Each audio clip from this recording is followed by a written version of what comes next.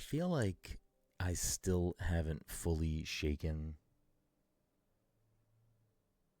being like leftover exhausted from Summer Game Fest. I feel like I'm still kind of not fully back to 100%. I don't know if you feel this. Like I'm not sick. I don't feel sick at all. I'm just like tired still. I'm always tired, so I haven't noticed anything. Okay, that's fair. That's fair. Were you extra tired coming back from LA? Nah, not really. You're kind of just Not, not impenetrable. that I, not that I remember. You're one to Again, beat. I took that day off. I was like, you know what? I just needed a day where I don't have to move. Okay. That's all I'm looking for. I just need a Okay. day where I don't have to move. I think that ever since you ate that rice that 1 year at PAX, you've just become like an impenetrable force that Yeah, nothing can makes stop. sense. Well, we can save the banter for another time because we're back with part 3. I think our last Summer Game Fest recap. There are a few other games that we got to play that we will talk about at another point, but as far as like the majority of the stuff that we saw and got to see and watch, this should conclude that. We'll see how this episode goes. But welcome everyone to the Pass the Control podcast, a show where a couple of best friends talk about the latest in video games and nerd culture. Sometimes we have guests. Sometimes we talk about how tired we are too much. Either way, we have a new episode for you each and every week. As always, I'm your host, Brenden Groom, and joining me on this lovely Friday afternoon is the anime senpai himself. Some people call him Martini Mike, Mr. Michael Desir. Mike, how are you doing tonight? Straight chilling, Oh, it's nice outside. It's still hot, but like not as hot as it has been. Got my, I got a window cracked open. Yeah, I do too. It's okay. It's not bad. So, like I said, we're going to talk about Summer Game Fest, the remainder of most of the things that we had seen and played for episode 528 of the Pass the Controller podcast. But before we get into that, a couple of quick housekeeping things. This episode, of course, sponsored by our good friends at Goodnight Fatty. If you're in the Salem, Massachusetts area or the North Shore of Massachusetts on a Thursday, Friday, Saturday, Sunday, or Monday, make sure to head on down to 1 Washington Square and get yourself a delicious fatty. And if you're unaware of what a fatty is, you can check them out on social media at Goodnight Fatty and at Good Morning Chubby and educate yourself on these tasty, tasty treats. Apologies again that we seem to just not be doing this movie episode. We just have a backlog of things we need to cover. So the movie episode continues to get pushed. I apologize. Hopefully after this month, we'll be a little bit more back on track with the cadence of the PTC Movie Club, but that's not what we do first and foremost. So if things have to get shuffled, that is usually the episode that needs to get moved around, which I don't think is that big of a deal most of the time. I apologize if you're really waiting for us to talk about That's My Boy, which is the movie pick for May. So we will chat about that. Todd still hasn't revealed, because again, the most recent episodes have been just Mike and I. So Todd hasn't revealed to us what his movie pick is for June. I just texted him, so if he sends me that, I will bring it up on this episode so that you can at least get a head start on watching that in case we do actually catch up to the movie episode by the end of the month. But we'll see. We'll see where things stand as we get towards the end of June. Anyways, other quick housekeeping things. I made a cocktail, quote unquote. I made a God of War Laufey themed Jello shot for Frank, the Cosmic Cube, Shadow Jack, Quaid Army, Righteous Kill, all that loveliness. Which you can find over on our social media, or if you go to passthecontroller.io or playmoreindies.com, you can get the full recipe and video there as well. So check that out. That one was different. It was different to do. I've never made a Jello shot, I don't think, ever in my life. I was trying to figure out if I ever even had a Jello shot before. I still don't think I ever have prior to eating Frank this past week, but there's that. So make sure you check that out. There's a few other things out there. We continue to be putting up some small social video for our time at SGF this year. So if you don't follow us on Instagram, please go check us out at Pass Controller. Follow us over there. We got a couple of trying to put up about a video a day as we roll through the footage we took while we were on site there. So check those out. Um, Other more recent things over on the website.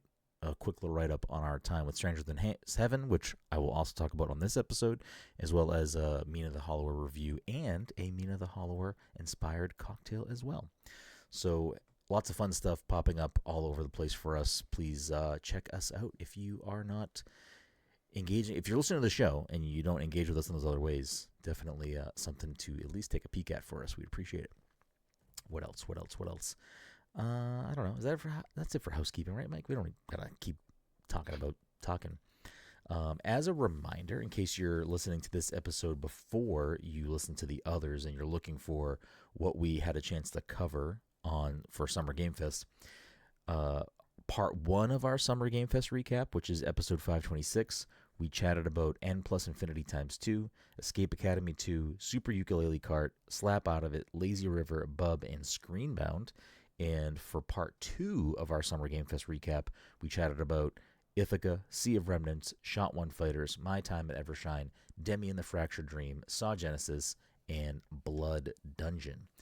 Today we are going to chat about, if we get through everything, which I think we will, My Arms Are Longer Now, Stranger Than Heaven, Control, Resonant, Alien Isolation 2, Onimusha Way of the Sword, Resident Evil Veronica, and maybe some brief touch upon Clutch. But without further ado, should we continue the trend that we were on, Mike, of back and forth, or how do you want to handle today? I keep saying tonight because we normally Uh, record at night, and it is not the nighttime. The sun is very much out. uh, if we're doing a back and forth thing, I do not have a list of things in front of us. I know you just said them out loud, but I'm not going to retain that. Okay, So, okay, that's let me. fair. You can pull it up, or we can just roll in the order I put them up. Where'd you put them? They're in Just that so I Google Doc. can. But while you're doing that, I will just start us off with one of the shorter things we had a chance to check out in this slate of games, which is My Arms Are Longer Now. I know you didn't get a chance to play this one. I did. You watched a little bit of it. We actually didn't play this one at Playdays, but we played it at the Mix, which is connected to all of the festivities going around Summer Game Fest that week. The Mix is a great event that I feel like we never get to fully dive into as much. There's a lot of great games there, and I feel like it is always on a night where we have to also go do other things. So our time is usually, unfortunately, very limited at the Mix, but we did get a chance of the things we did play to play My Arms Are Longer Now, which I've been looking forward to this one. It's being published by Jackbox Games. It's either their first non like Jackbox Party Pack type game or is the first, and it's really fun. The demo was really short. I really wish there was a little bit more to actually play there, but it did give me a good sense of what this game is actually going to be, and it definitely seems like one that I'm going to enjoy. Essentially, it's like a comedic puzzle game where you are a just big, long, stretchy arm with a hand, and you're doing things to solve little puzzles within each area you're in, and it's silly and goofy, and the characters on the screen have funny dialogue, and the way the arm moves around is kind of like rubber bandy and just adds to like the slapsticky type of humor of the physical comedy. But the section that we played, I think we were on like a train car for the most part, and we were doing little things in there, like had to figure out how to get a key and open a briefcase and open a door and all these things, and just little things that you do and interact with to try to figure out how to move the puzzle along. And it's something I'm going to continue to look forward to. I would like to play the full game when it comes out. So super small little slice of that game, but definitely has the potential, I think, to be something that I really enjoy. So I'm definitely looking forward to it. I think you would also enjoy it, Mike, just based on your sensibilities. I think we would both find the game funny, a little chuckle worthy, and I don't know. I like a good puzzle game, so sign me up. I'm in. I mean, you only got to watch it. I don't know if you have anything to add or if you want to move on, but Yeah, I could only watch, and I also couldn't hear, so I don't know if the voices were funny. I If yeah, there's good soundtracks or anything. it was. I don't remember actually if if the sound was. I don't remember. I really don't remember if the sound was there or not, but it was enjoyable. I had a It good was, time with it. I just wish it was longer. I know. I know it reminds me of Thank Goodness You're Here, which is weird because that developer made something else, right? Something else that we played. I could have sworn that whoever made Thank Goodness You're Here was tied to another game that was at Um, Days or I something. don't think so. Maybe I made that up. Maybe I could be full of shit, man. That's You're definitely not the first person I heard talk or say like it gave them a reminder, like it made them feel like similar feelings to Thank Goodness You're Here. Thank Goodness You're Here is a banger. It's one of my favorite games of the last few years, like very very high up there on that list. So if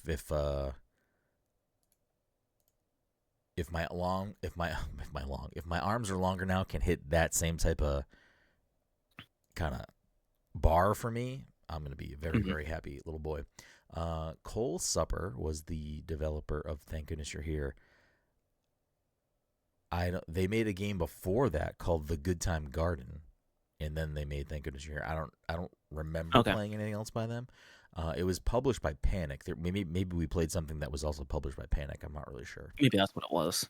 Um, but this was one to keep an eye on. I think that if you like silly little fun games, this is something that I think has potential to be really really fun and interesting. So, looking forward to that. Do you want to just go down in this order, or do you want to pick something? We can go down this order. Okay. So the next thing that we will chat about then is Stranger Than Heaven, which is another game that Mike did not play, but I did. This was this is a weird one. There's a lot of conversation around this game right now. There's a lot of conversation around RGG Studio right now. Obviously, a big thing kind of pulling the wind out of a lot of people's sails with this game is Tupac, myself included.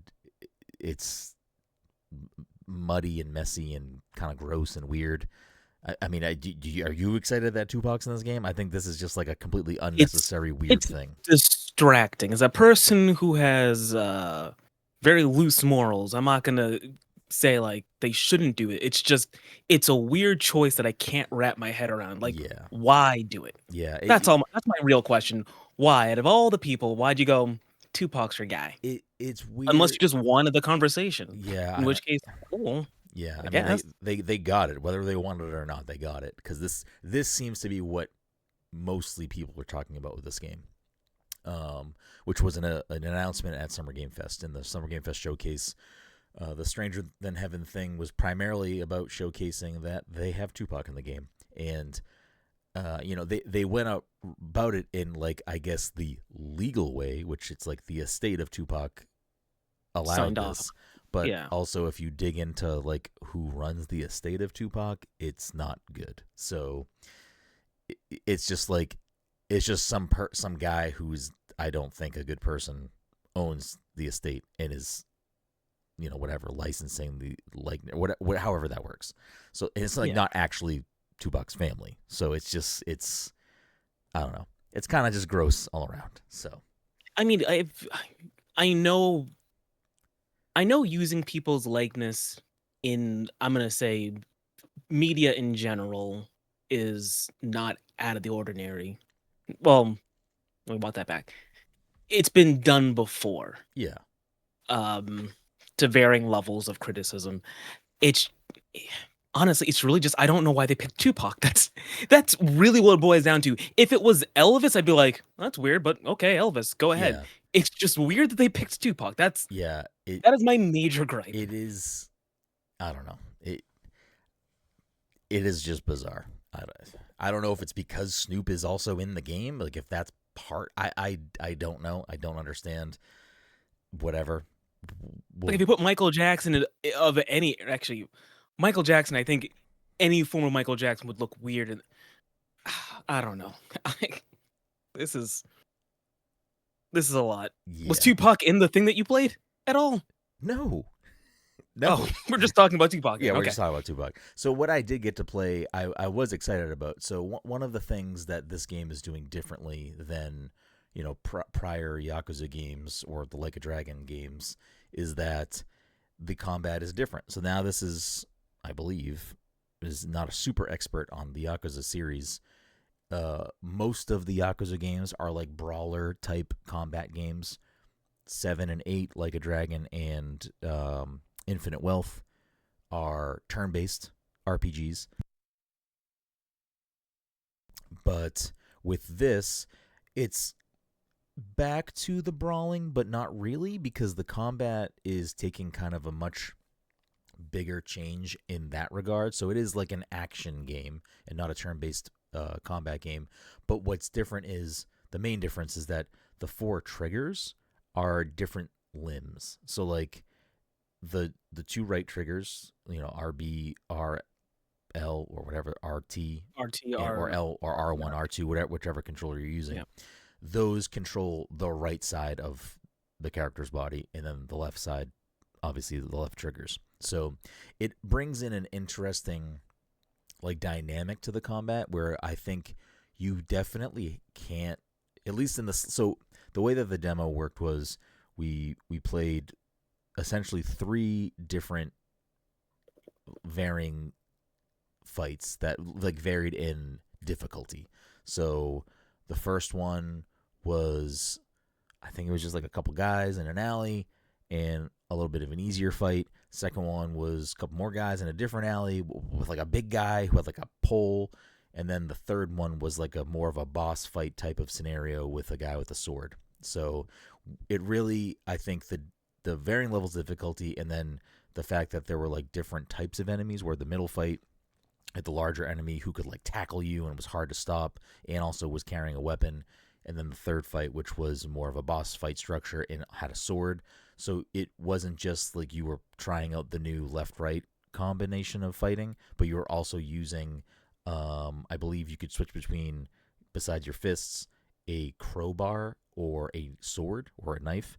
So you were using those items as well to be kind of more, to give you just more of a taste for how the combat's going to be. I want to say that in the final game, there's 13 different types of weapons, so there'll be a little bit more variety. There'll be other ways to engage in these encounters, but I really liked it. Like, I think that it's like I've read some other people's opinions, and I think there's a lot of valid criticism of people that do and don't like it, or think it's an unnecessary change, or maybe changes the core of the game in a different way or whatever.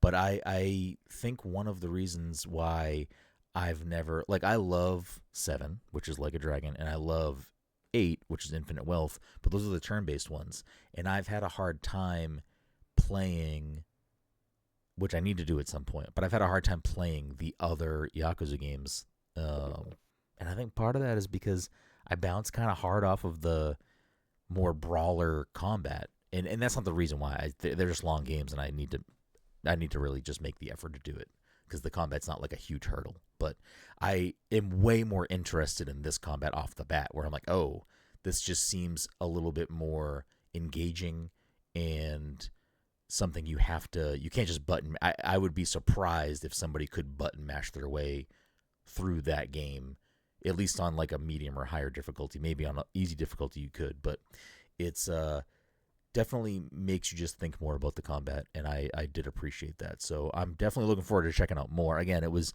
not a long demo. It was just these 3 fights, and I did get through it fairly quickly. So I don't know, looking forward to playing more of that for sure, because I thought it was very fun, a nice change up. Um, Outside of that, we didn't get to see much more of the game. It was really just these combat scenarios. Like, I explored a little bit in the areas you're in, but there wasn't really anywhere for you to go interact with that I noticed. So it was really just these combat scenarios. But looking forward to it, despite the Tupac stuff. I do like the Yakuza games, so I'm looking forward to checking this one out. Unless they do more weird stuff, then maybe my opinion will change. But as of right now, I'm intrigued to see where it's going. The next one, we both did play a little, but you played most of it. and I got to watch you play it, which was, I think, one of our favorites from the show. I don't know if that's the same for both of us, but it was one of my favorites. And that was Control Resonant. Why don't you take this one away as Mr. Control himself? As Mr. Control himself. What? Where do I begin? Um, yeah, this was a game that we were excited to play. Um, I I remember, just as a quick setup there. I remember when I beat the first game. I remember thinking the game ended in such a weird way. I'm like, this is a weird place to stop the game. It never crossed my mind that they would do a sequel. That was that was my mindset when that game ended. I'm like, this is so weird. Just end it here. Yeah. And here we are now, sequel time, where you're no longer playing as Jesse. You're playing as the brother she was trying to reach the entire game. Dylan, right? Dylan, yep. Yeah. And we got to play through a decent portion. They let us play kind of like a weird setup. Did you do any? Are we showing any of the footage anywhere? I don't know if we ever landed anywhere on that. I think yeah, as Mike's saying, we did get the capture from what we actually were playing, like it is our gameplay.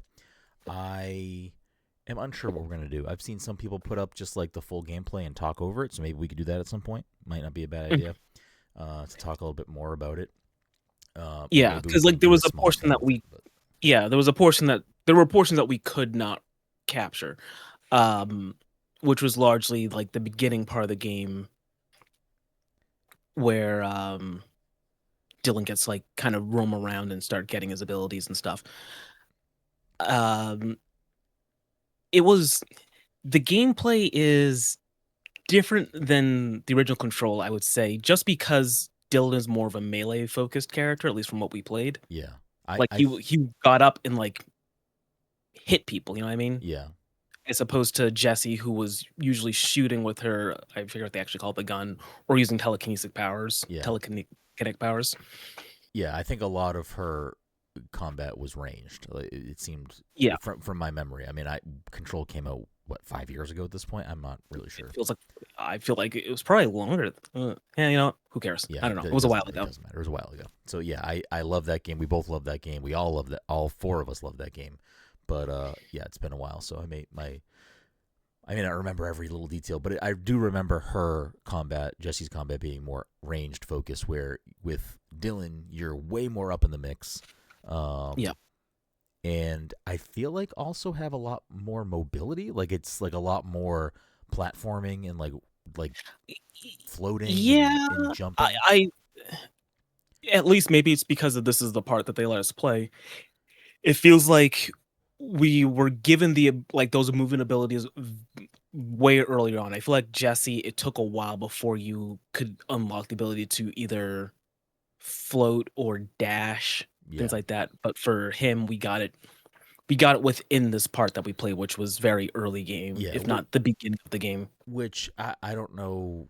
I mean, we haven't played the whole game, so we have no idea. But you are, at least for the section that we played, you're in a much more open space too. Yes, you're no longer inside the oldest house. You're like, I guess it's New York, right? I think it's a version of New York. Yeah, it's a version of New York or Manhattan that's been like one of the AWEs, whatever they're called, has infected the whole area. So you've got a lot more open space to run around in. Yeah. So I think for that reason too, it just makes more sense to have a lot of that movement ability up front. Yeah. But I think it onboarded you quick. Like it kind of very quickly you get to choose. I think it was between like 3 or 4 different starting weapons. I don't know if the full game will be that way, but we got to choose between a couple. I think you went with the scythe. That sounds right. But it was. I mean, I liked the combat a lot. It felt really good. I liked the movement a lot. Like, I mean, I like this universe. I like Alan Wake a lot. I like Control. So I'm excited to get back into this universe. You love Quantum Break. I do love Quantum Break. Control could only do one thing to me at our time with it at Summer Game Fest, it could have made me not excited or disappointed, and it did not do that. It I don't want to say it exceeded my expectations, and I feel like saying it met my expectations is also not a positive. I I was excited to play it, and I am still excited for this game to come out, if that makes sense. Yes. I'm probably in the same boat. I don't to be fair, I don't know what it would have had to do to, like, sway me more positively or more negatively. Like, I don't know if Yeah. I sat down, they're like, Here you go," and it's just Dylan, he's riding around a Ferrari or something like that. I don't know what you'd have to do to, like, make me upset, but Yeah. I liked what I played, and Yeah. I'm still excited for this game to come out I mean, to if the actually play the full thing. yeah, 100%. Like if the game played bad, I would be disappointed, Yeah, but it yeah. didn't play bad. So like it didn't do anything to make me disenchanted with looking forward to September when it comes out. Yeah, I'm looking forward to see because we had the option to do something after we finished that playthrough We that could would have allowed us to see, like, more of, what Dylan is capable of, I think, because when you start the game off, like you mentioned, when you get your weapon, you get to choose between, like, 3 different things that it could do, like, you said I picked a scythe, but, like, you could have picked, like, more of, like, a lance type weapon, or yeah.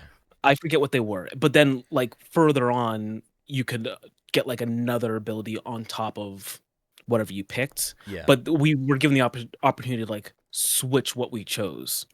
Yeah, I think once we finished like that boss fight that it culminated in, we were allowed to go into like that training area and just play around with the other abilities that were available and the other weapons. But we we had to make another appointment, so we didn't really have time to sit there and do that, unfortunately. But I still think that like personally I didn't need that. Like I didn't need to do that. Like Oh, yeah. I got what this was trying to do. It's you know, it's obviously very different gameplay wise than the prior Control. Obviously, Alan Wake is like a completely different type of game, so Control's in its own doing its own thing. But from Control to Control Resonant, this is doing a different thing. I'm happy with how it's playing so far. I'm definitely excited for the rest of the game. But the thing that I think ultimately keeps me excited and keeps me interested in the Remedy verse, the Control games, the Alan Wake games, Quantum Break, is that I like the characters. I like the stories that they're telling, and I like how they present the stories. And we got a small taste of that in this session too, where we, got a little bit of story stuff. We got a little bit of the presentation stuff where it's like they're playing around with different, similar to the other games, like where maybe it's a lot, maybe it's the actor who's playing Dylan is like the actual actor, and it's like kind of faded over the screen. Like they're doing all of these visual effects, and the way that they're choosing to present the story and present the game was all there in this small slice that we played. So that stuff being present and being there and being visually exciting and interesting is like the other piece of that Control pie that I'm like, okay, cool, they're doing this stuff still. They're this is their format, this is their style, and I'm looking forward to what they choose to do. And I think they're just one of those developers that's doing interesting things, and I think nailing it. And what they showed us, I think they're nailing it. This is easily one of my favorite things we played at Summer Game Fest. It is easily one of the games I'm looking forward to the most for the rest of the year, and I hope that the slice that we got is just a delicious piece of a full delicious pie. So I don't know if you have anything else you want to mention or say about Control Resonant, but No, I think we nailed it. yeah. So like we said, we do have a piece of we do have a portion of our gameplay from it, so we'll probably upload that in some fashion at some point, in some way. So if you want to see more of the game in action, we'll have that up at some point. All right, I'm like I'm like about to sneeze, so I keep muting my mic and like moving away, and like I'm not sneezing, so like I keep there's just a gap, and I apologize. Okay, let's keep it rolling into a surprise of the show for me. Alien Isolation 2. Didn't play the first one. You didn't play the first one. We both played this.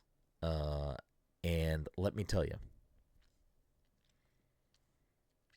when I walked out of my session with the game, I won't say their name, but PR person who we are friends with, asked, "Oh, what'd you think?" And I said, "Well, I never need to play that again." And like their face dropped, and I was like, "But that's a positive. Like, I hate scary games. I thought this game was very tense and scary, so it's doing its job and doing it correctly. I just don't personally want to play more of that, but I actually might. I don't know. We'll see if they decide to shoot a code our way, that it might be something that I'm like, all right, sure, maybe I'll do it for a charity stream, or maybe I'll just stream it, or whatever. But me saying it was something I never have to play again. It was not a negative. It was just, hey, I hate scary games. This made me feel uncomfortable the whole time, which I think is part of the point.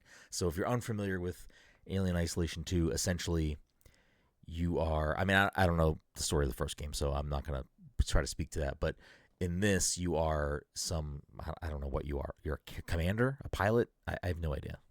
A person? It truly doesn't matter that much. So you end up, you start off, your ship goes down, you're outside, you're looking for whatever you're looking for. It was already tense, and it's raining and thundering out, and I'm just like, is this xenomorph gonna pop out here in the woods somewhere in the wilderness of this place and chase me? Like, what is gonna happen? Finally get to a ship, you're in the ship, and then you do this whole ship sequence of, you're in a ship looking to see if there's survivors or things worth taking, scavenging for. Things go awry, ship goes into lockdown, and then you find out you're in there with a xenomorph. So we spent our time in the demo trying to escape and evade the xenomorph and get out of that ship. So if that is part of the game or the opening to the game, I'm then curious what the rest of the game is, because I thought that you were stranded on like a space station or maybe a spaceship in the first one, and you're just trying to get off of the ship or space station. So if this one has like outdoor segments, I don't know what that means. And this information might be out there. I'm not following Alien Isolation super closely because I'm a big baby boy.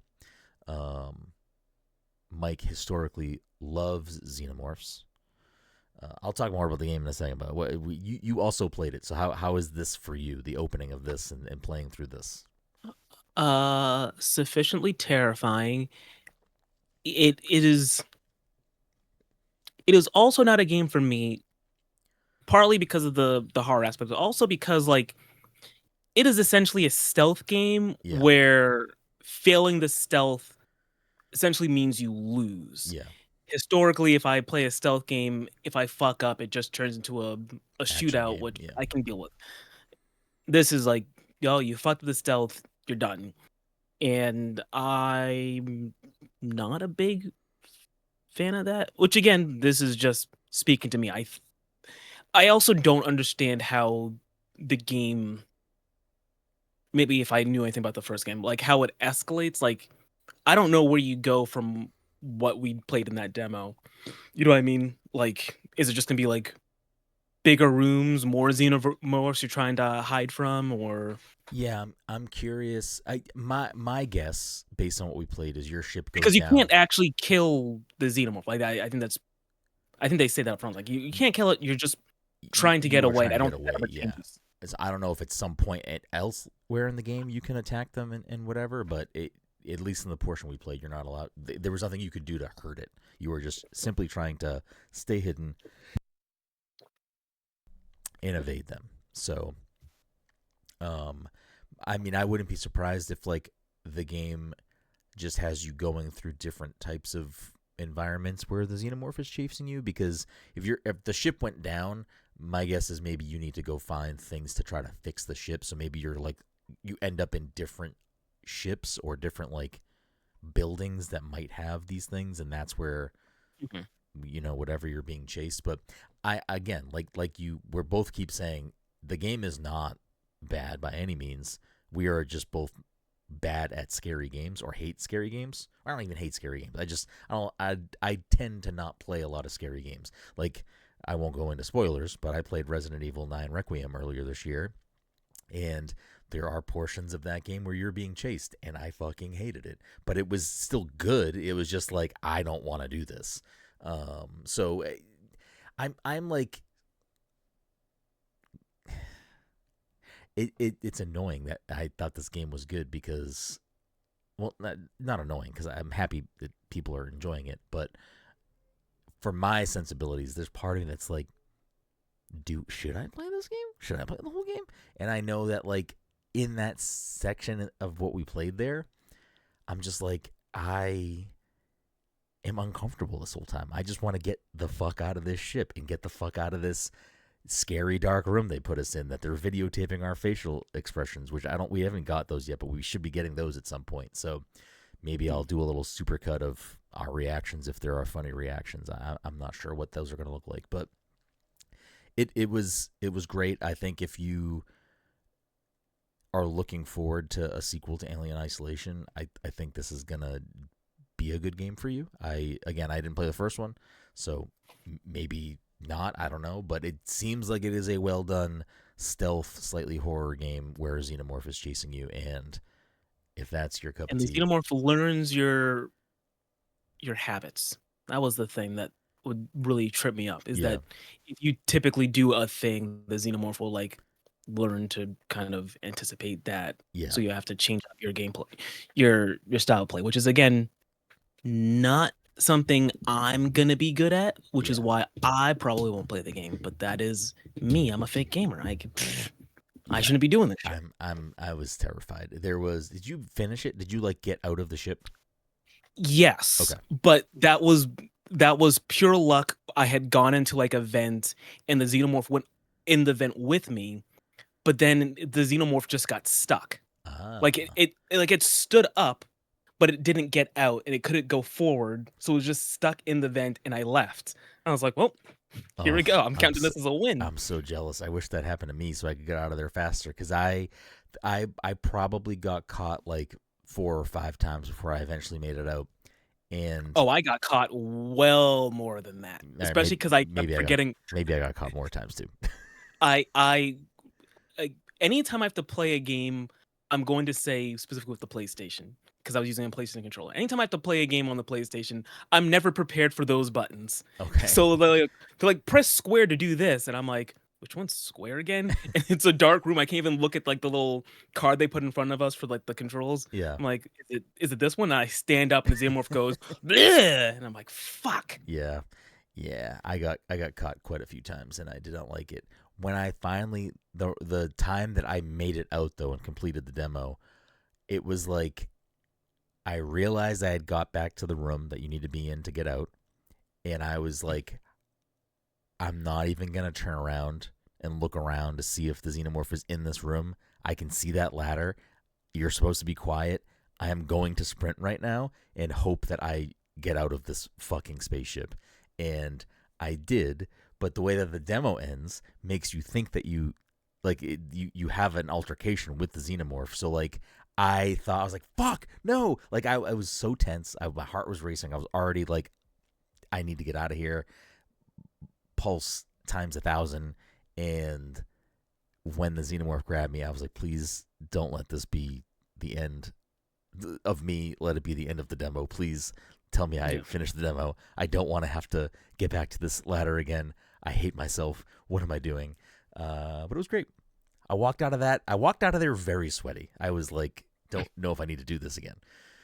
Whew. If you get the video, I don't know what that video is gonna actually entail, but I'm pretty sure when I get up the ladder and then, like, the xenomorph shows up again, because, like, I told you how I got out. The Yeah. xenomorph was very clearly stuck, and I managed to get out. And then the xenomorph jumps out at you at the end. I'm like, "What the fuck?" Like, that was just my reaction. Like, I was pissed. Like, I knew that was just part of the game, Yeah. but I was like, "This is bullshit. What am I supposed to do? I got out and now this happens to me? Yeah, I didn't know if they said it. I missed it. I didn't know if they were also recording our audio. So Oh, I I don't know if they recorded our audio. yeah I But you should be able to see my mouth go, "What the fuck?" okay. Because if they were, I wasn't sure if they were recording our audio. And in my head, I was like, do I want to play this like I'm streaming it so that like it also is getting my like I'm talking about my You little boop. experience. I don't remember if I did that or not. So I don't know I don't know what's gonna happen there. Anyways, Alien Isolation 2 looks and feels like it's good if that's your type of jam. I don't know. This is what's gonna happen, Mike. They're gonna send the fucking code, and then I'm gonna end up playing it. And then And then Todd's gonna play it. that's actually what should happen because Todd will love it. Anyways, Alien Isolation 2. Next up is we'll tackle Capcom at the same time. So we had a chance to see a little bit more of Onimusha Way of the Sword in a quick little Q&A with one of the producers on Resident Evil Veronica. So Onimusha is one that we had also seen last year, and I really liked what they showed us. I've never really played an Onimusha game, and the way that this game looks, I'm very interested in playing this game. It's a little bit more of a streamlined uh, adventure, from what I understand. It's not like an open world game. It is more of like a, there might be a couple of branching paths, but you're kind of just on this quest, and it just visually looks really good. The boss encounters look good. The enemy designs look great. We didn't get a chance to play it at SGF, which I believe the demo that was there is might be different than the demo you can download right now. So if you do want to check out Onimusha, there is a demo you can download now yourself, which I did download and play through. And if it was the same demo, I'm not 100% sure, but I do think that it was the demo that is out now is the presentation that we saw last year. So it's that slice of kind of combat and boss fight. But it's challenging. It's fun. I liked there's a lot of stuff to manage while you're fighting, because obviously you're like killing these enemies, and they're dropping different types of, like, I don't know if they're called souls or what they're called, but they're dropping different types of energy that you can like suck back up with your gauntlet. I forget what the gauntlet is called, but you need to be doing those, because if you leave them there, like other like monsters may show up to try to eat them and get powered up by them. So you're managing that while you're also fighting. You're also, not just like button mashing, like you are trying to parry and block and dodge appropriately to gain the advantage in fights. And for some of those, little encounters or like easier to kill enemies, you could probably mash through a little bit. But like when I got into some of the harder fights and the final boss fight of the demo, it's like you got to be on your game. You can't just be tapping buttons and mashing, strong attack or weak attack or whatever. You need to be keeping, paying attention to your stamina, your health, dodging appropriately, blocking appropriately, making sure you're, grabbing the souls that you knock out so that you can, get your, there's a meter that gets built up that has a different type of attack in it. Pretty varied, pretty fun. It's pretty to look at. It was fun to play. I'm looking forward to this. This is like, if you, before we saw Onimusha last year and now this year, and before I played this demo, if you had asked me like, hey, there's a new Onimusha game, are you going to be excited? I'd be like, I've never played an Onimusha game in my life. Way of the Sword looks like a sleeper for me this year that I'm going to really enjoy. So I'm definitely looking forward to checking that out when it comes out. I believe that is also another September game. What about you, Mike? How are you feeling about what we saw again for Onimusha? Um, it looks fine. I wish I also played the demo, because just going off of what I've seen, I'm like, yeah, it looks fine. I'm not dialed into Onimusha that way, so like I can't say it's particularly a game for me.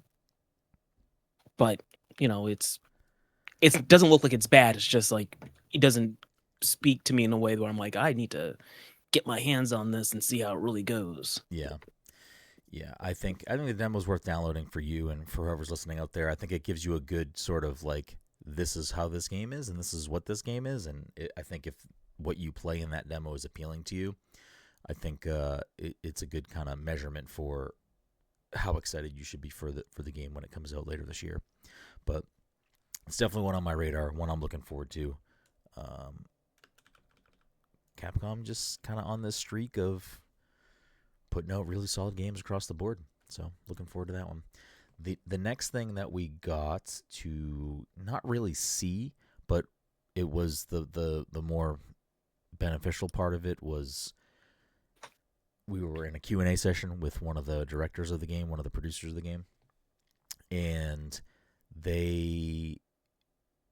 I took some notes, but also I've read a bunch of other, because there were many sessions with Q&As, so like I don't remember what things were said in our situation as opposed to like what I've read from other people on the internet who also were in those rooms. So, anyways, they didn't show us any new things about the game, but we did get a little bit more information about stuff. So, like, it seems like they're taking an approach to this game with it being a little bit more akin to Resident Evil 2 and 3 remake. So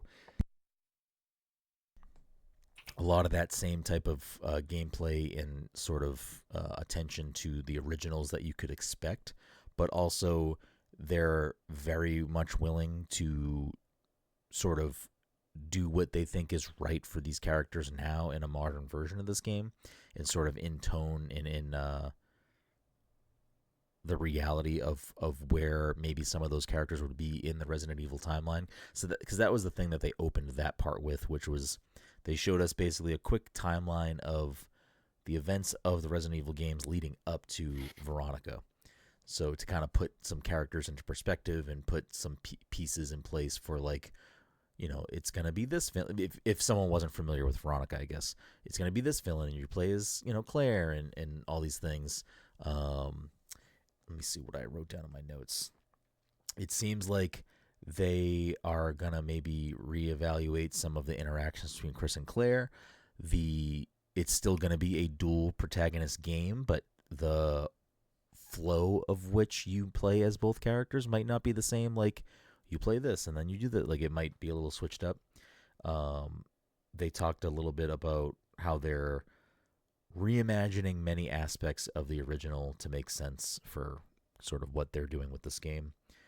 It's the same development team as the other remakes, so if you're a fan of those, you probably expect a lot of similar quality there.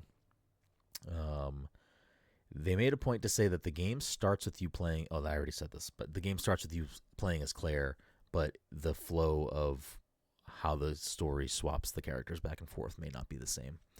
But I think one of the other things they mentioned in our session was that the time, and I think this was maybe another reason why they focused on the timeline leading up to this Q&A, the time between what we saw Claire, the last time we saw Claire and seeing Claire now is a lot smaller than like where you might see Leon in Resident Evil 4 and Leon in Resident Evil 9. So like they made a point to be like, maybe expect Claire to also be how she was in Resident Evil 2 and not like all of a sudden now she has all of these abilities and is much different in a lot of ways. So I don't know. I played Resident Evil Code Veronica when I was very young on the Dreamcast, and I remember liking that game. I couldn't tell you much about that game now as an adult, but I am looking forward to this. As somebody who admittedly hates horror games or doesn't like horror stuff or being scared or being on edge, just talked about how Alien Isolation 2 scared me. I still have managed to play most of the Resident Evil games throughout my life, and I've played all of the recent ones except for 7 and 8. So Veronica definitely seems like one that I'm probably going to push myself through, just because I do remember liking Code Veronica a lot when I was younger, and I have liked a lot of the recent ones that have come out. So probably something I'll continue to check out. I don't know if you have any thoughts or things you want to add about Veronica. No, I can't say much. I really have no outside of kind of playing or watching someone play 2 back on the N64, I've got no real connection to the Resident Evil Yeah. series. It's not surprising. I mean, we're similar. We both don't typically engage with horror that way. Um, for some reason, Resident Evil has just kind of always been a persistent thing in my household. So um, I've managed to play a lot of those games throughout my life. Um, the last thing that brings us to is a game that I got to see a little bit of. I got to sit in with a friend of the show, Jesse Vitelli, over at Restart Run. I got to sit in with them while they were checking it out, but it was kind of in between when I had to go see something else, so I really only got to get a small taste of the game. But Clutch looks real good. Clutch is from Maverick Games. They're a studio that kind of there's some devs that broke off from I believe I don't know if it was from Turn 10 or Playground, but they're ex Forza devs. I believe it was from Playground.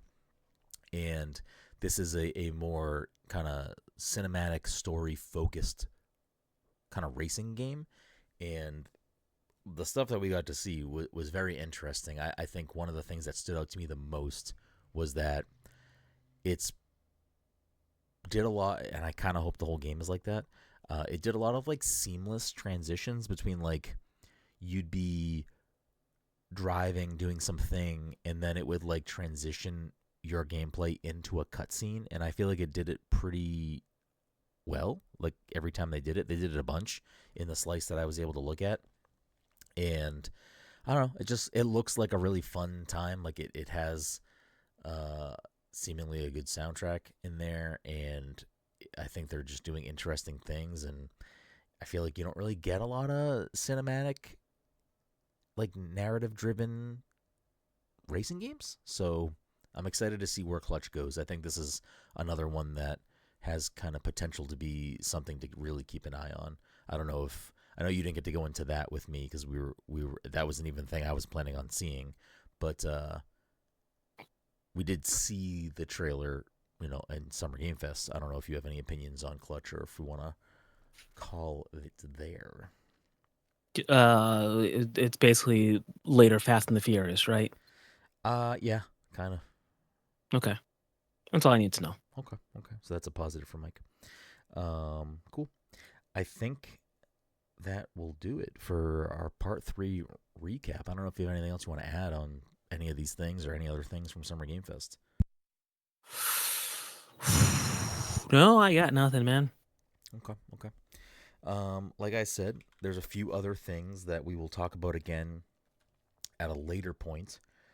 Two of those things being Orbitals and Star Wars Galactic Racer, and then maybe a few other things as well at some point. So look forward to us chatting about those things. But I think that kind of wraps it up, at least podcast wise, for most of our Summer Game Fest recaps. So, like I said, this is episode 528.